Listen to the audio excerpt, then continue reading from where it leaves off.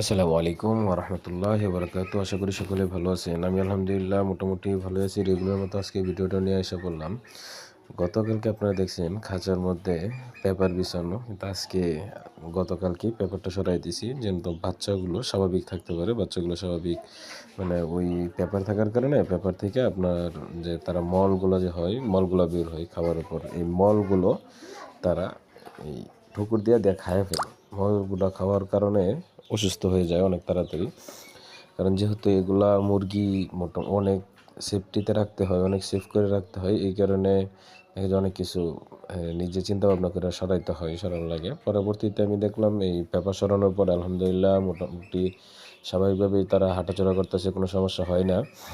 আর তারপরে যা দেখলাম আপনার মানে বলার ভাষা নাই, যে ভিতরে খাবার দিছি, এতদিন ভিতরে খাবার দেওয়ার কারণে ভিতরেই খায়, কিন্তু হঠাৎ করে বাইরে খাবার দিছি আর খায় না।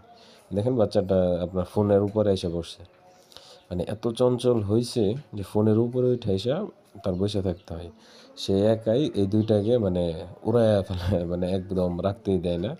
আর দেখি বাহিরে খাবার দিই, সে খাবে না, বাহির থেকে সে খাওয়ার কোনো চিন্তা ভাবনাই নেই। খাবার এই আপনার দরজা খোলা হবে, খাঁচার দরজা খোলা হবে, সে বাহিরে বের হয়ে তারপর খাবার খাবে।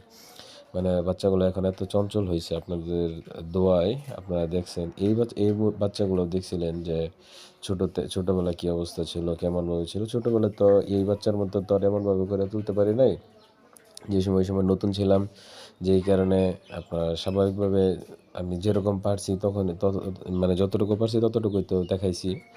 এখন মোটামুটি আস্তে আস্তে অভিজ্ঞতা বাড়তেছে, বাড়ার কারণে মোটামুটি চেষ্টা করি সবগুলো যেন স্বাভাবিকভাবে রাখতে পারি, স্বাভাবিকভাবে জানাইতে পারি আপনাদেরকে। সম্পূর্ণ টোটাল প্রথম দিন থেকে নেওয়া লাস্ট পর্যন্ত, যতদিন পর্যন্ত বাচ্চাটা আমার কাছে থাকে ততদিন পর্যন্ত যেন আমি আপনাদেরকে আমাদের অভিজ্ঞতাটা শেয়ার করতে পারি, যেন আপনারা যারা নতুন উদ্যোক্তা আছেন, যারা নতুনভাবে উদ্যোগ নিতে চাচ্ছেন, তারা যেন সহজে নিতে পারেন। তারা যেন মানে এটা যে কোনো বেকারত্ব দূর করে, বেকার না থেকে যে কোনো একটা উদ্যোগ নিতে পারেন।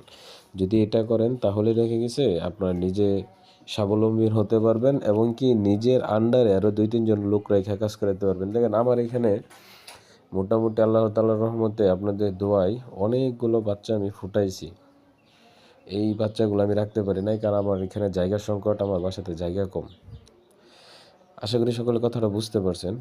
পরবর্তীতে ইনশাল্লাহ আস্তে আস্তে রাখবো, বাচ্চা আরও রাখবো, আরও বড় করব, খামার করব, হ্যাচিং করব, মানে মোটামুটি অনেক কিছু করব। আপনারা দোয়া করবেন, পাশে থাকবেন, সকলেই শেয়ার করে, কমেন্ট করে, লাইক করে, শেয়ার করে